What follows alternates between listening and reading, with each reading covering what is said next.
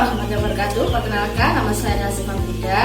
Saya adalah seorang mahasiswa dalam program pendidikan profesi guru di LPTK Universitas Negeri Malang. Dan saya kali ini bertugas di SMP Marbuket Kabupaten Pasuruan. Pada kesempatan kali ini, saya akan menceritakan praktek baik atau best practice yang saya peroleh selama mengikuti program pendidikan profesi guru di LPTK Universitas Negeri Malang. Best practice ini saya peroleh dari kegiatan PPL yang saya lakukan selama 4 siklus. Best practice ini akan saya jelaskan dengan menggunakan metode STAR. Selamat menyaksikan. Untuk yang pertama, saya akan menceritakan tentang pengalaman baik yang saya peroleh saat melakukan layanan bimbingan kelompok dan juga bimbingan klasikal. Pengalaman baik yang saya peroleh dalam layanan bimbingan kelompok yaitu siswa dapat berperan aktif dalam kegiatan layanan. Layanan bimbingan kelompok yang saya laksanakan berasal dari identifikasi masalah yang ditemukan dalam situasi pembelajaran matematika, di mana guru mata pelajaran matematika bercerita bahwa beberapa siswa dalam kelas kurang memiliki kepercayaan diri saat diminta mengerjakan soal di depan kelas. Berdasarkan akar masalah tersebut, tujuan layanan bimbingan kelompok yaitu peserta didik mampu menyusun strategi untuk bisa tampil percaya diri di kelas.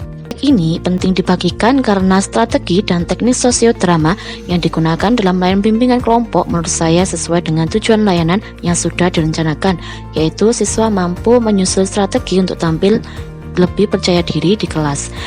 Pada kegiatan layanan, siswa terlibat aktif dalam memperoleh pengalaman untuk bisa tampil percaya diri di depan banyak orang dengan memainkan naskah drama, sehingga di akhir kegiatan siswa mampu mencapai tujuan layanan.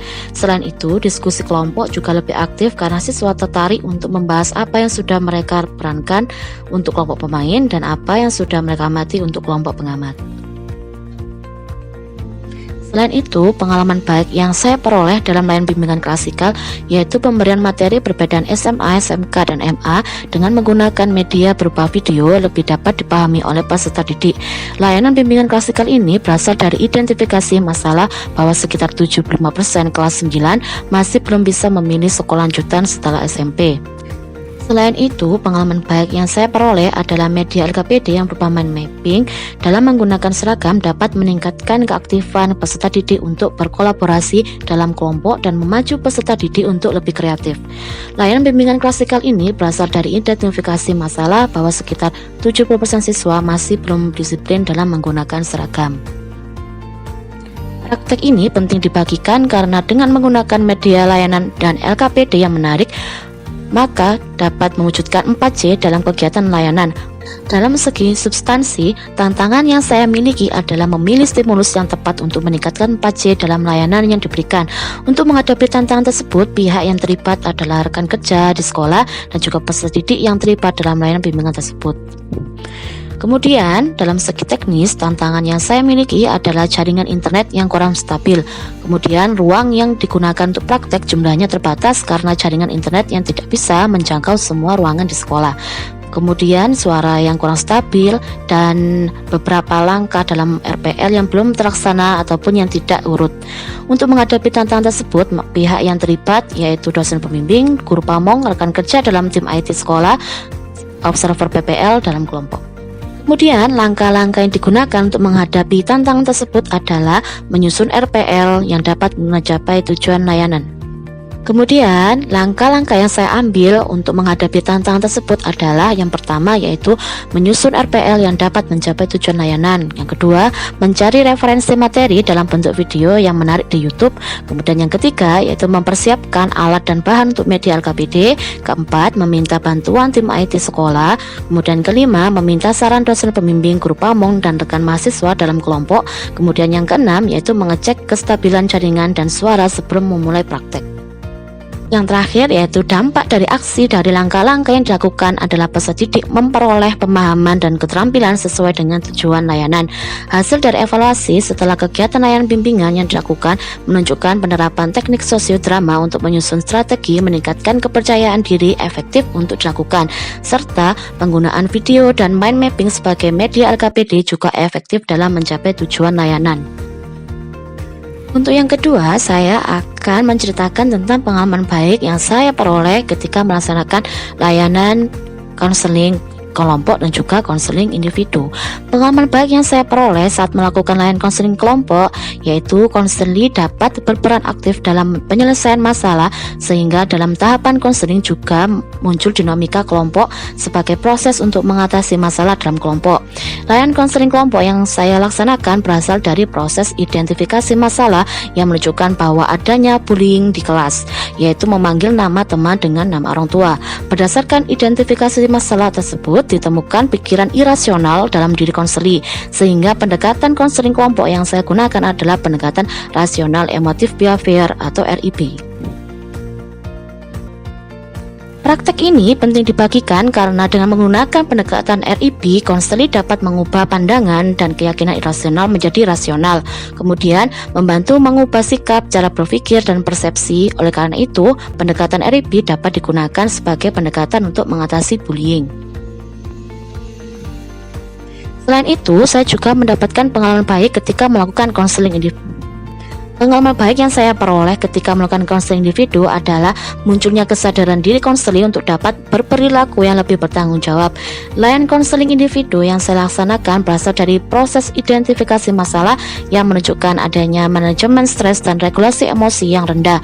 Berdasarkan proses identifikasi masalah tersebut, ditemukan bahwa konselis belum memiliki kesadaran bahwa perilaku yang dilakukan merupakan perilaku yang tidak bertanggung jawab, sehingga pendekatan konseling yang dipilih yaitu konseling realita. Praktek ini penting dibagikan karena dengan menggunakan pendekatan realita, konseli dapat menyadari dan merencanakan perilaku yang lebih bertanggung jawab. Oleh karena itu, dalam prakteknya, pendekatan realita dengan teknik renegosiasi, paradoxical prescription, dan latihan keterampilan asertif dapat membantu konseli untuk mencari penyelesaian masalah, rendahnya manajemen stres, dan juga regulasi emosi. Dalam pelaksanaan layanan konseling individu dan kelompok, saya juga mempunyai tantangan yang harus saya hadapi, yaitu dalam segi substansi. Tantangan yang saya hadapi adalah menentukan pendekatan dan teknik yang akan digunakan untuk menyelesaikan masalah, menjalin raport dengan konseli, dan memastikan konseli terlibat aktif dalam setiap tahapan. Untuk menghadapi tantangan tersebut, pihak yang terlibat yaitu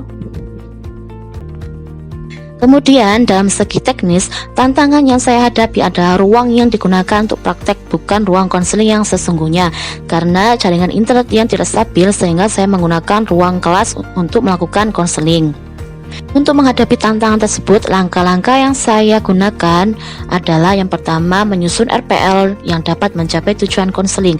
Yang kedua, membaca materi tentang konseling dalam modul dan literasi yang lain. Yang ketiga, mencari referensi pelaksanaan konseling di internet. Kemudian keempat, mencari informasi hal apa saja yang bisa dibahas dengan konseli sehingga terjadi raport antara konselor dan juga konseli.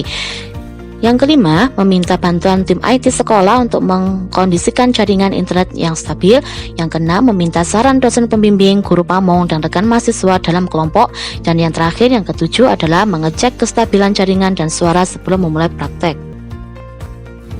Kemudian, dampak dari aksi langkah-langkah yang dilakukan adalah konseli dapat menunjukkan perubahan dalam segi pikiran, perasaan, maupun tingkah laku sebagai bentuk penyelesaian permasalahannya.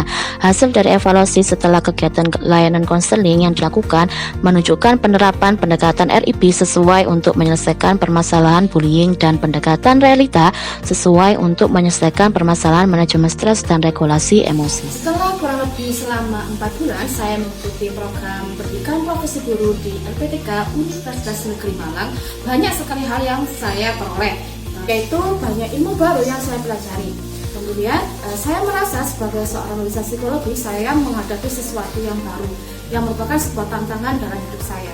Jadi dalam pendidikan profesi guru ini, saya merasa harus belajar hal yang baru dengan tepat dan cepat.